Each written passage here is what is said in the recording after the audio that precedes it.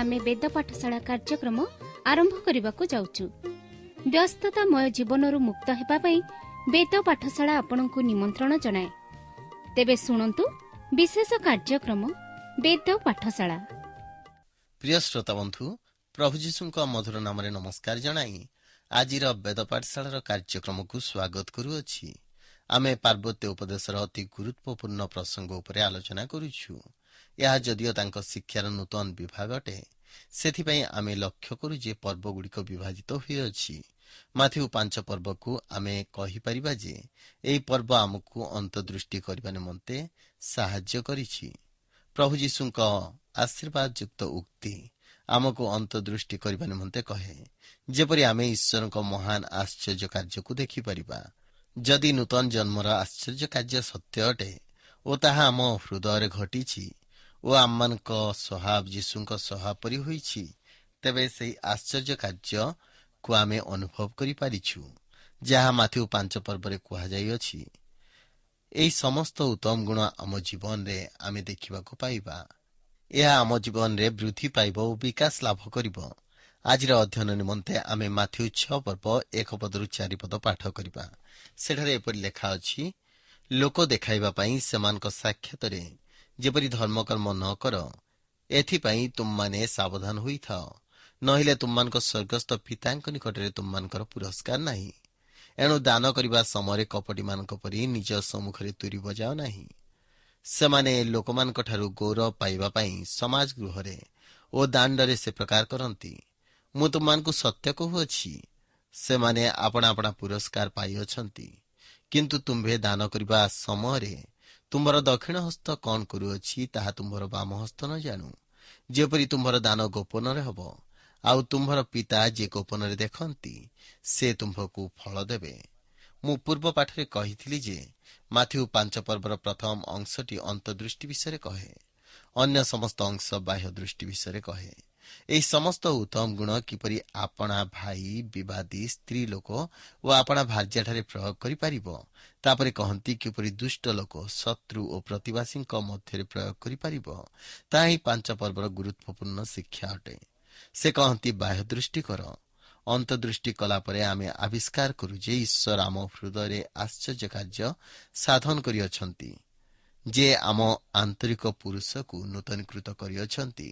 आमे ताहांक सहभागिता मध्यरे अछु, किंतु वास्तवता एहा जे आमे जेबे अंतदृष्टि करू बाह्य दृष्टि मध्य करि परिबा ओ निजकु एई प्रश्न करिबा जे किपरि एई आश्चर्य कार्य मो जीवन रे ओ अन्यमानक जीवन रे प्रयोग करि परिबी। एही जगत सहित किपरि ता संपर्क स्थापन करिबारे सहाय्य करिबो। जो समय प्रभु जीशु आमको संपर्क विषय कहती, जदि आमे ईश्वरଙ୍କ अनुग्रह द्वारा से आश्चर्य कार्य को अनुभव करिछु, तेबे आमे किपरि अन्यमानक सहित संपर्क स्थापन करिबा। तुममानक संपर्क उत्तम गुण अनुଯାयी हेबो जेतेबेले तुमे 6 पर्व निमंते प्रस्तुत अट, कारण 6 पर्वरे से आमको कहती जे ऊर्ध्व दृष्टि कर। माथ्यू 5 पर्व शेषरे एई प्रश्न करूछंती, तुम माने अन्यमानक ठारु अधिका कोन करूअछ? तुमे कोन अन्यमानक ठारु भिन्न अट कि? तुमे कोन विशेष व्यक्ति अट कि? एपरि कोनोसी विषय तुम जीवन रे अछि कि जो विषय निमंते अनुग्रहर आवश्यक? जे प्रेम करे, जदि तुमे ताको प्रेम कर, तेबे अनुग्रहर कि आवश्यक? जे नमस्कार करे, तुमे जदि ताको नमस्कार कर, तेबे विशेषता कोन? जदि तुमे सेहीपरि कार्य कर ताहा जगतर लोक माने मध्य करंती, सेथरे किछि भिन्नता नाही। गोटे अनुवाद एपरि कहे, जदि तुमे आपणा बंधु को नमस्कार कर, तेबे अनुग्रहर कि आवश्यक? आपणा दक्षिण काल देखाइबा पई अनुग्रहर आवश्यक। दुष्ट लोक सहित कथावार्ता करिबा निमंते अनुग्रहर आवश्यक। यीशु कहले, शत्रु को प्रेम कर। शत्रु को प्रेम करिबा निमंते अनुग्रहर आवश्यक। तुम जीवन रे जो अनुग्रहर आश्चर्य कार्य घटी अछि, ताकू कार्यकारी करिबा निमंते अनुग्रहर आवश्यक। से अनुग्रह केउठारु पाऊ? आमे अंतर्दृष्टि करि सारिछु, बाह्य दृष्टि करि सारिछु। वर्तमान 6 पर्वरे ऊर्ध्व दृष्टि प्रति लक्ष्य करिबा पई से कहंती, कारण जे पर्यंत ऊर्ध्व दृष्टि करिनाहु ओ ईश्वर ठारु अनुग्रह पाइनाहु बाह्य दृष्टि करि परिबा नाही। माथ्यू 6 पर्वर प्रथम अंशरे आत्मिक श्रृंखला विषय कुहा जाइअछि, जहा आम जीवन रे वृद्धि पाइबा आवश्यक। ପ୍ରଥମ ଚାରିପଦରେ ଦାନ ଦେବାର ଶୃଙ୍ଖଳା ବିଷୟରେ କୁହାଯାଇଅଛି। ତାପରେ କହନ୍ତି, ଯେତେବେଳେ ତୁମେ ପ୍ରାର୍ଥନା କର। ମୁଁ କହିବାକୁ ଚାହେଁ ଯେ କିପରି ପ୍ରାର୍ଥନା କରିବା ଆବଶ୍ୟକ। ଯଦି ତୁମେ ଅନ୍ତର୍ଦୃଷ୍ଟିର ଆଶ୍ଚର୍ଯ୍ୟ କାର୍ଯ୍ୟ ଓ ବାହ୍ୟ ଦୃଷ୍ଟିର ଆଶ୍ଚର୍ଯ୍ୟ କାର୍ଯ୍ୟ ଦେଖିବାକୁ ଚାହଁ, ତେବେ ଊର୍ଦ୍ଧ୍ୱଦୃଷ୍ଟି କରିବାକୁ ହେବ, ଯେଉଁଠାରୁ ଅନୁଗ୍ରହ ପାଇବ ଓ ସେହି ଅନୁଗ୍ରହ ନିମନ୍ତେ ପ୍ରାର୍ଥନା କରିବା ଆବଶ୍ୟକ। ତାପରେ ସେ ଉପବାସ ବିଷୟରେ କହନ୍ତି। 6 ପର୍ବର ପ୍ରଥମ 18 ପଦରେ ଆତ୍ମିକ ଶୃଙ୍ଖଳା ବିଷୟରେ କୁହାଯାଇଅଛି। ତାହା ହେଲା ଦାନ ଦେବା, ପ୍ରାର୍ଥନା କରିବା ଓ ଉପବାସ କରିବା। ଏହି ସମସ୍ତ ଊର୍ଦ୍ଧ୍ୱଦୃଷ୍ଟି କରିବା ଦ୍ୱାରା ସମ୍ଭବପର। ଆମେ ସେ ସମସ୍ତ ଉପରେ ଆଲୋଚନା କରିବା। ତାପରେ ମାଥ୍ୟୁ 6 ପର୍ବ 19 ପଦରୁ ଶେଷ ପର୍ଯ୍ୟନ୍ତ ଆତ୍ମିକ ମୂଲ୍ୟାଙ୍କନ ବିଷୟରେ କହନ୍ତି। 6 ପର୍ବରେ ଆତ୍ମିକ ଶୃଙ୍ଖଳା ଓ ଆତ୍ମିକ ମୂଲ୍ୟାଙ୍କନ ବିଷୟରେ କୁହାଯାଇଅଛି।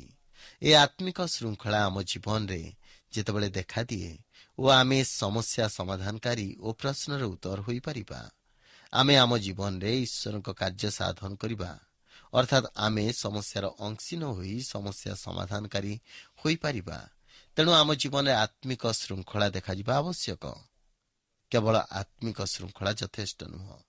ମାଥ୍ୟୁ 6 ପର୍ବର ଦ୍ୱିତୀୟ ଅଂଶରେ ଗୁରୁତ୍ୱପୂର୍ଣ୍ଣ ଶିକ୍ଷା ଦିଆଯାଇଅଛି। ସେଠାରେ ଆତ୍ମିକ ମୂଲ୍ୟବୋଧ ବିଷୟରେ କୁହାଯାଇଅଛି। ଆପଣ କେବେ ପ୍ରଭୁ ଯୀଶୁଙ୍କ ଆତ୍ମିକ ମୂଲ୍ୟବୋଧ ବିଷୟରେ ଆବିଷ୍କାର କରିଛନ୍ତି କି? ଯୀଶୁଖ୍ରୀଷ୍ଟ ମୂଲ୍ୟବୋଧ ବିଷୟରେ କହନ୍ତି। ପାର୍ବତ୍ୟ ଉପଦେଶର ମହାନ ଆହ୍ୱାନ ହେଲା, ଖ୍ରୀଷ୍ଟଙ୍କ ମୂଲ୍ୟବୋଧ ବିଷୟରେ ଜାଣିଛନ୍ତି କି? ଧର୍ମଶାସ୍ତ୍ର କହେ ଯେ ପ୍ରଭୁ ଯୀଶୁଙ୍କୁ ମୁଖରେ ସ୍ୱୀକାର କର। ଯୀଶୁଙ୍କୁ ସ୍ୱୀକାର କରିବାର ଅର୍ଥ କ'ଣ?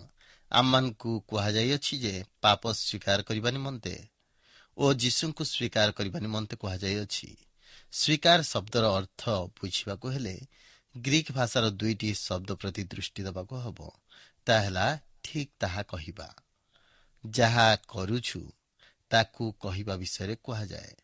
ଆମେ ଯେତେବେଳେ ଆମ ପାପ ସ୍ୱୀକାର କରୁ, କେବଳ ସେଥିପାଇଁ ଆମେ ଦୁଃଖ ପ୍ରକାଶ କରିନଥାଉ, କିନ୍ତୁ ଆମେ ଆମ ପାପକୁ ଦେଖୁ ଏବଂ ଆମ ପାପ ସମ୍ବନ୍ଧରେ ଈଶ୍ୱର ଯାହା କହନ୍ତି ସେଥିରେ ଏକମତ ହେଉ। ତାହା ହିଁ ଆମ କାର୍ଯ୍ୟ ଅଟେ। ଆମେ ଯେତେବେଳେ ତାହା କରୁ, ସେ ତାଙ୍କ ପ୍ରତିଜ୍ଞା ପ୍ରକାରେ ଆମ ପାପ କ୍ଷମା କରିବାକୁ ବିଶ୍ୱସ୍ତ ଅଟନ୍ତି। ଯେତେବେଳେ ଆମେ ଆମ ପାପ ସ୍ୱୀକାର କରୁ, ସେ ଆମ ପାପ କ୍ଷମା କରିବାକୁ ବିଶ୍ୱସ୍ତ ଓ ନ୍ୟାୟବାନ ଅଟନ୍ତି। କିନ୍ତୁ ପ୍ରଭୁ ଯୀଶୁଙ୍କୁ ସ୍ୱୀକାର କରିବାର ଅର୍ଥ କ'ଣ? ଏଠାରେ ସ୍ୱୀକାର ଦୁଃଖ ପ୍ରକାଶ ବିଷୟରେ କହେ ନାହିଁ। ଆମେ ଯୀଶୁଖ୍ରୀଷ୍ଟଙ୍କ ସମ୍ବନ୍ଧରେ ଦୁଃଖ ପ୍ରକାଶ କରିନଥାଉ। ଏହା କହେ ଯେ ଯୀଶୁଙ୍କ ବିଷୟରେ ଯାହା କୁହାଯାଇଅଛି ସେଥିରେ ଏକମତ ହେବା, ଅର୍ଥାତ୍ ତାହା ହିଁ କହିବା। ଧର୍ମଶାସ୍ତ୍ରରେ ପ୍ରଭୁ ଯୀଶୁଙ୍କ ବିଷୟରେ ଯାହା ଯାହା କୁହାଯାଇଅଛି, ଯେଉଁ ମୂଲ୍ୟାଙ୍କନ କରାଯାଇଅଛି, ସେଥିରେ ଏକମତ ହେବା ଓ ଠିକ୍ ତାହା କହିବା ସ୍ୱୀକାର ଅଟେ। ସେ ଯାହାକୁ ମୂଲ୍ୟବାନ ମନେ କରନ୍ତି, ଆମେ ତାକୁ ମୂଲ୍ୟବାନ କହିଥାଉ। ଦୃଷ୍ଟାନ୍ତ ସ୍ୱରୂପ ପ୍ରଭୁ ଯୀଶୁ ଆନ୍ତରିକ ପୁରୁଷକୁ ମୂଲ୍ୟବୋଧ ମନେ କରୁଥିଲେ, କିନ୍ତୁ କେତେକ ବାହ୍ୟ ପୁରୁଷକୁ ଗୁରୁତ୍ୱ ଦିଅନ୍ତି। ପ୍ରଭୁ ଯୀଶୁ ଆତ୍ମିକ ବିଷୟକୁ ମୂଲ୍ୟବାନ ବୋଲି ମନେ କରୁଥିଲେ, କିନ୍ତୁ ଅନ୍ୟମାନେ ଜାଗତିକ ବିଷୟକୁ ମୂଲ୍ୟବାନ ବୋଲି ମନେ କରୁଥିଲେ। ପ୍ରଭୁ ଯୀଶୁ ଆଗାପେ ପ୍ରେମକୁ ଗୁରୁତ୍ୱ ଦିଅନ୍ତି, ଯାହା ସର୍ତ୍ତବିହୀନ ପ୍ରେମ ଅଟେ, ଯାହା ଆମେ ମାଥ୍ୟୁ 5 ପର୍ବ ଶେଷରେ ଦେଖିଥିଲୁ। ଆପଣ କ'ଣ ଠିକ୍ ତାହା କରନ୍ତି କି? ସେ ଯାହା କହନ୍ତି ଆପଣ କ'ଣ ତାହା କରନ୍ତି କି? ପ୍ରେମ ବିଷୟରେ ପ୍ରଭୁ ଯୀଶୁ ଯାହା କହନ୍ତି, ଆପଣ କ'ଣ ତାହା କହନ୍ତି? ତାହା ଈଶ୍ୱରଙ୍କ ପରି ପ୍ରେମ ଅଟେ। ତାହା ସର୍ତ୍ତବିହୀନ ପ୍ରେମ ହେବା ଆବଶ୍ୟକ। ସେହି ପ୍ରେମ କାର୍ଯ୍ୟ ଉପରେ ନିର୍ଭର କରେ ନାହିଁ। ସେମାନେ ଯାହା ହେଉନ୍ତୁ ନା କାହିଁକି, ଆମେ ପ୍ରେମ କରିବା ଆବଶ୍ୟକ। ଯେଉଁ ପ୍ରେମ ବିଷୟରେ ପ୍ରଥମ କରନ୍ତି 13 ପୂର୍ବରୁ ବର୍ଣ୍ଣନା କରାଯାଇଅଛି, ଆମେ ଯେତେବେଳେ ତାହା କରୁ, ଆପଣା ଭାଇ, ବିବାଦୀ ସ୍ତ୍ରୀ କିମ୍ବା ପୁରୁଷକୁ, ସ୍ୱାମୀ କିମ୍ବା ଭାର୍ଯ୍ୟାକୁ ପ୍ରେମ କରିବା ଆବଶ୍ୟକ। ଦୁଷ୍ଟ, ପ୍ରତିବାସୀ ଓ ଶତ୍ରୁକୁ ପ୍ରେମ କରିବା ଆବଶ୍ୟକ।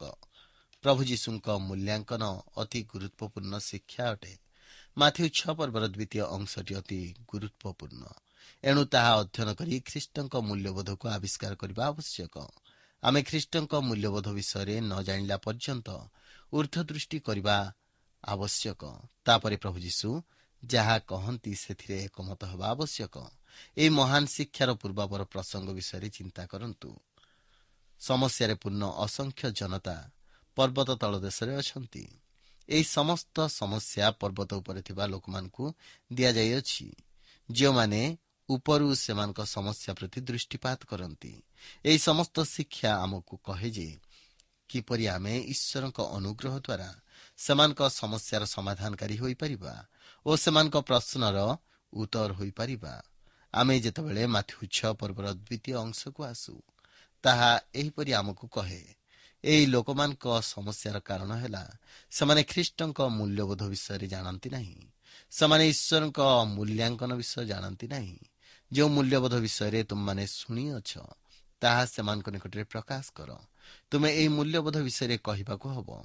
ତେଣୁ ପ୍ରଭୁ ଯୀଶୁ 33 ବର୍ଷ ଏହି ଜଗତରେ ରହି ଆମକୁ ମୂଲ୍ୟବୋଧ ବିଷୟରେ ଶିକ୍ଷା ଦେଲେ। ସେ ଶୁକ୍ରବାର ଦିନ ଆକାଶରୁ ଓହ୍ଲାଇ ଆସି ମୃତ୍ୟୁବରଣ କରିନଥିଲେ। ସେ ସତ୍ୟ ଓ ଜୀବନ ଅଟନ୍ତି। ତାହା ସେ ଆମମାନଙ୍କ ନିକଟରେ ପ୍ରକାଶ କଲେ। ଆମେ ମାଥ୍ୟୁ 6 ପର୍ବର ପ୍ରଥମ ଅଂଶରେ ଆତ୍ମିକ ଶୃଙ୍ଖଳା ବିଷୟରେ ଆଲୋଚନା କରୁଥିବାରୁ ପ୍ରଥମ ବିଷୟଟି ହେଲା ଧାର୍ମିକତାର କାର୍ଯ୍ୟ। ସାବଧାନ, ତୁମମାନେ ମନୁଷ୍ୟମାନଙ୍କୁ ଦେଇନଥାଅ, କିନ୍ତୁ ଈଶ୍ୱରଙ୍କୁ ଦେଇଥାଅ। ଏହାକୁ ଧାର୍ମିକତାର କାର୍ଯ୍ୟ ବୋଲି କୁହାଯାଏ। କେତେକ ଏହାକୁ ଦୟାଳୁତାର କାର୍ଯ୍ୟ ବୋଲି ମଧ୍ୟ କହନ୍ତି। ଏଠାରେ ଆମେ ପୁଣି ବିପରୀତ ବିଷୟ ଦେଖୁ। ମାଥ୍ୟୁ 5 ପର୍ବରେ ଶାସ୍ତ୍ରୀ ଓ ଫାରୁସୀମାନଙ୍କ ଶିକ୍ଷା ଓ ପ୍ରଭୁ ଯୀଶୁଙ୍କ ଶିକ୍ଷାର ଭିନ୍ନତା ବିଷୟ ଦେଖୁ। ଫାରୁସୀମାନଙ୍କ ଧାର୍ମିକତା ଆତ୍ମଧାର୍ମିକତା ଅଟେ। ପ୍ରଭୁ ଯୀଶୁ ଯେଉଁ ଧାର୍ମିକତା ବିଷୟରେ କହୁଥିଲେ, ସେହିପରି ନୁହେଁ।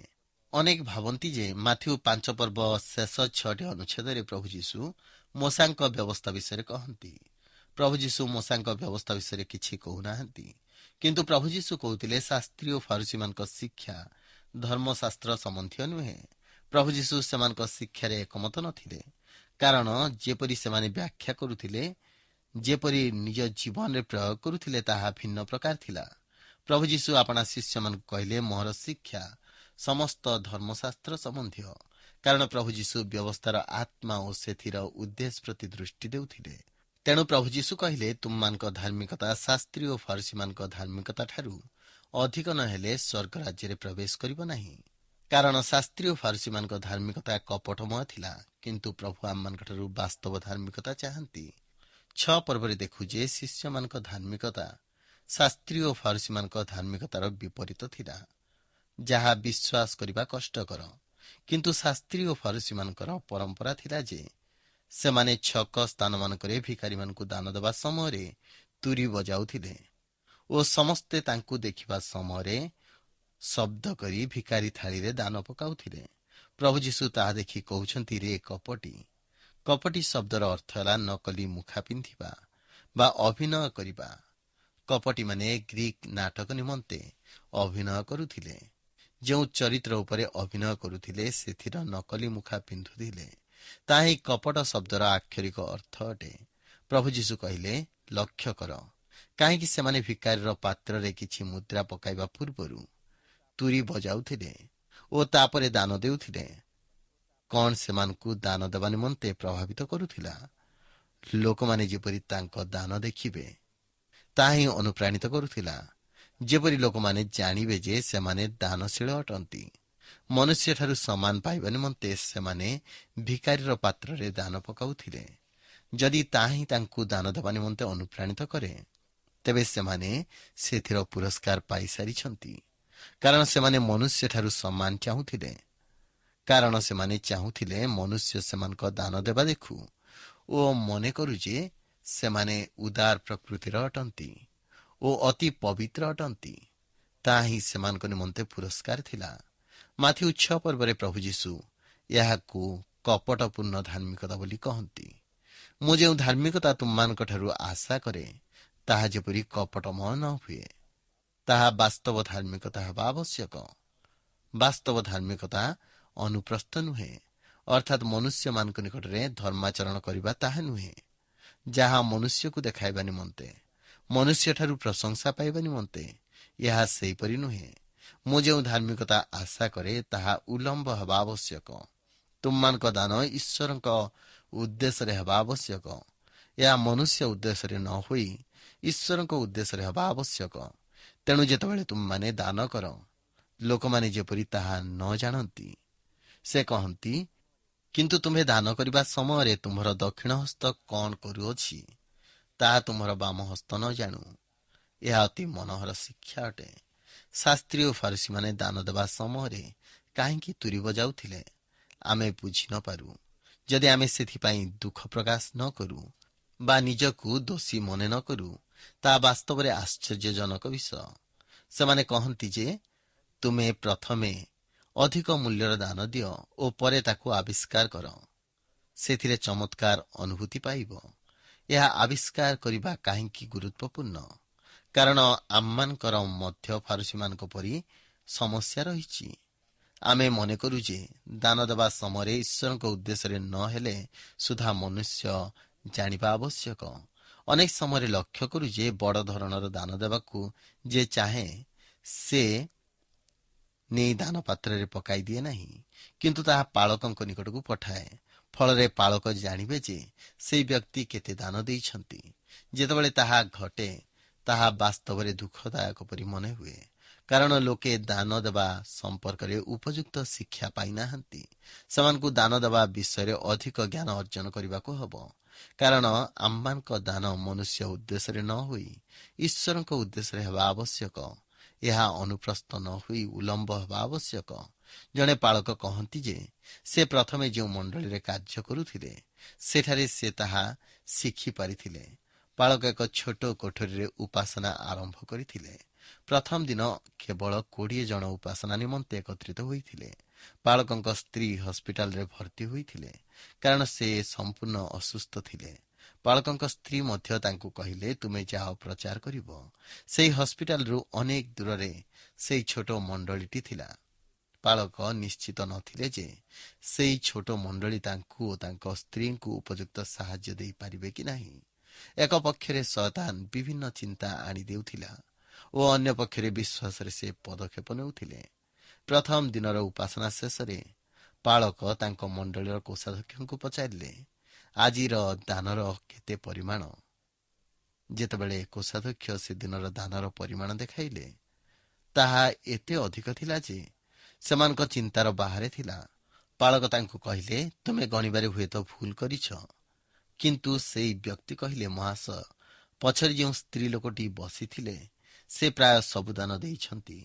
ପାଳକ ବାହାରେ ଠିଆ ହୋଇଥିବା ସମୟରେ ସେହି ସ୍ତ୍ରୀ ଲୋକ ଆସି ନମସ୍କାର କଲେ। ପାଳକ ତାଙ୍କୁ କହିଲେ, ଆପଣ ଦାନ ଥାଳିରେ ଏତେ ଦାନ ଦେଇଥିବାରୁ ବିଶେଷ ଧନ୍ୟବାଦ।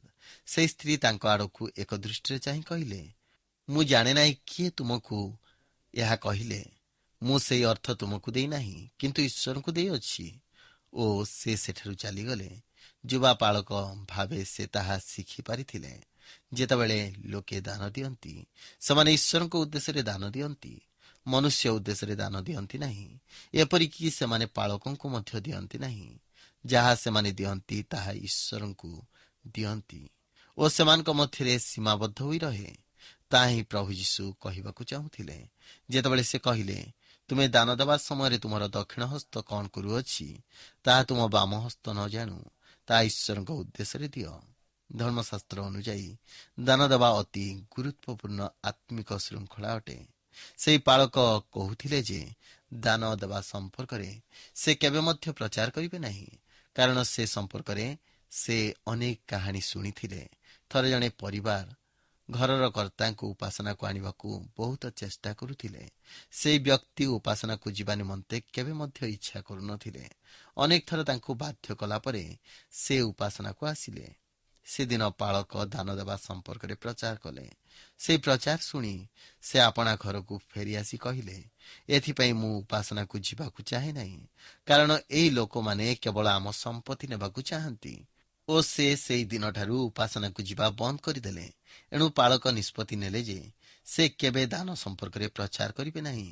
କିନ୍ତୁ ପାଳକ ଧର୍ମଶାସ୍ତ୍ର ଅଧ୍ୟୟନ କରିବା ଦ୍ୱାରା ଓ ମେଷମାନଙ୍କୁ ପରିଚାଳନା କରିବା ଦ୍ୱାରା ଆବିଷ୍କାର କରିଥିଲେ ଯେ ଜଣେ ବ୍ୟକ୍ତିର ଆତ୍ମିକ ଆଶୀର୍ବାଦ ବିଶ୍ୱସ୍ତତା ସହ ଦାନ ଦେବା ଉପରେ ନିର୍ଭର କରେ। ଦାନ ଦେବା ଆତ୍ମିକ ବିଷୟ ଅଟେ।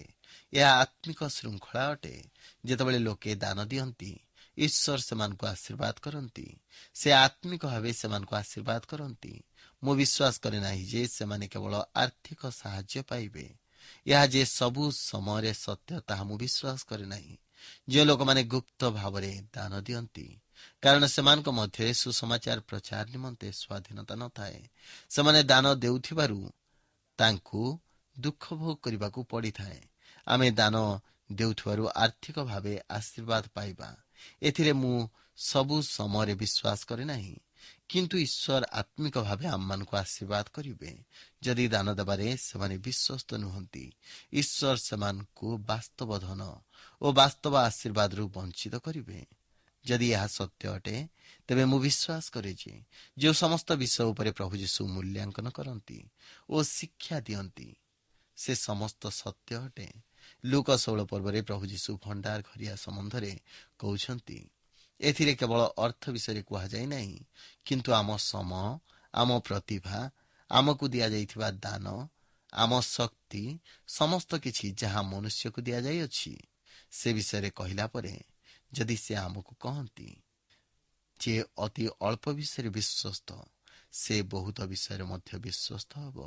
ପୁଣି ଯେ ଅଳ୍ପ ବିଷୟରେ ଅବିଶ୍ୱସ୍ତ, ସେ ବହୁତ ବିଷୟରେ ମଧ୍ୟ ଅବିଶ୍ୱସ୍ତ।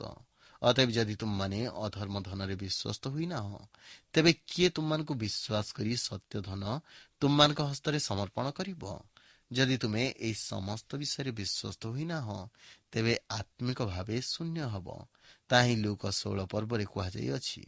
ଯଦି ତାହା ସତ୍ୟ ଅଟେ ଏବଂ ଜଣେ ପାଳକ ଓ ଶିକ୍ଷକ ଭାବେ ଏହି ଦୃଢ଼ବୋଧ ପାଇବା ଆବଶ୍ୟକ ଯେ ଯଦି ଆମେ ଲୋକମାନଙ୍କ ଆତ୍ମିକ ଜୀବନର ଅଭିବୃଦ୍ଧି ନିମନ୍ତେ ଉତ୍ତରଦାୟୀ ଅଟୁ, ତେବେ କିପରି ଭଣ୍ଡାର ଘରିଆ ସମ୍ପର୍କରେ ଶିକ୍ଷା ନ ଦେଇ ନୀରବ ରହିବୁ? କେବଳ ଯେ ଅର୍ଥ ବିଷୟରେ ତାହା ନୁହଁ, କିନ୍ତୁ ସମୟ, ଶକ୍ତି, ପ୍ରତିଭା ଓ ଜୀବନ ସମ୍ପର୍କରେ ମଧ୍ୟ। ଅନେକ ସଂସ୍କୃତିରେ ଆମେ କିପରି ଆମ ସମୟ, ପ୍ରତିଭା ଓ ଶକ୍ତିକୁ ବ୍ୟବହାର କରୁ, ସେଥିର ଅର୍ଥର ଭୂମିକା ରହିଛି। ଏଣୁ ଅର୍ଥର ଭଣ୍ଡାର ଘରିଆ ହେବା ନିମନ୍ତେ ଆମେ ବିଶ୍ୱସ୍ତ ହେବା ଆବଶ୍ୟକ। ଏଣୁ ଦାନ ଦେବା ଆତ୍ମିକ ଶୃଙ୍ଖଳା ଅଟେ। ଏହି ଦାନ ଆମେ ଈଶ୍ୱରଙ୍କ ଉଦ୍ଦେଶ୍ୟରେ ଦେଇଥାଉ, କିନ୍ତୁ ମନୁଷ୍ୟ ଉଦ୍ଦେଶ୍ୟରେ ଦେଇନଥାଉ। ଆମେ ଯାହା ଦାନ ଦେଉ ତାହା କେହି ଜାଣିବା ଉଚିତ ନୁହେଁ। ତାହା ଈଶ୍ୱରଙ୍କ ସହିତ ଆମ ସମ୍ପର୍କକୁ ବୁଝାଏ। ଆମେ ଯେତେବେଳେ ଧାର୍ମିକତା ବିଷୟ ଚିନ୍ତା କରୁ, ତାହା ଲୋକ ଦେଖାଣିଆ ନ ହୋଇ ଈଶ୍ୱରଙ୍କ ଉଦ୍ଦେଶ୍ୟରେ ହେବା ଆବଶ୍ୟକ। ମାଥ୍ୟୁ 6 ପର୍ବର ଆରମ୍ଭରେ ସେ ଅତି ସାଧାରଣ ଉକ୍ତି ଦେଇଥିଲେ, ଲୋକ ଦେଖାଇବା ପାଇଁ ସେମାନଙ୍କ ସାକ୍ଷାତରେ ଧର୍ମକର୍ମ କର ନାହିଁ। ଏଥିପାଇଁ ତୁମମାନେ ସାବଧାନ ହୋଇଥାଅ, ନହେଲେ ତୁମମାନଙ୍କ ସ୍ୱର୍ଗସ୍ଥ ପିତାଙ୍କ ନିକଟରେ ତୁମମାନଙ୍କର ପୁରସ୍କାର ନାହିଁ। ତାପରେ ପ୍ରଭୁ ଯୀଶୁ ଆତ୍ମିକ ଶୃଙ୍ଖଳା ବିଷୟରେ ଶିକ୍ଷା ଦେବାକୁ ଯାଇ ପ୍ରାର୍ଥନା, ଉପବାସ ଓ ଦାନ ଦେବା ବିଷୟରେ କହୁଛନ୍ତି। ଏହି ତିନୋଟି ଆତ୍ମିକ ଶୃଙ୍ଖଳା ଅତି ଗୁରୁତ୍ୱପୂର୍ଣ୍ଣ। ଏହା ଈଶ୍ୱରଙ୍କ ଉଦ୍ଦେଶ୍ୟରେ ହେବା ଆବଶ୍ୟକ, ମନୁଷ୍ୟ ଉଦ୍ଦେଶ୍ୟରେ ନୁହେଁ। ଆମେ ଯେତେବେଳେ ଦାନ ସମ୍ବନ୍ଧୀୟ ଶିକ୍ଷା ପ୍ରତି ଦୃଷ୍ଟି ଦେଉ, ଏହା ଆମମାନଙ୍କୁ ଆହ୍ୱାନ ଦିଏ ଯେ ବାସ୍ତବ ଆତ୍ମିକ ଦାନର ଶୃଙ୍ଖଳା କ'ଣ। ଈଶ୍ୱର ଆମ ଉତ୍ସର୍ଗୀକୃତ ଜୀବନକୁ ତରାଜୁରେ ମାପି ନଥାନ୍ତି, କିନ୍ତୁ ଆମେ ତାହା କରିଥାଉ। ଈଶ୍ୱର ଦାନ ଦେବା ସମ୍ବନ୍ଧରେ ଯେଉଁ ମାନଦଣ୍ଡ ନିରୂପଣ କରିଅଛନ୍ତି, ତାହା ହେଲା ଈଶ୍ୱର ପ୍ରଥମ।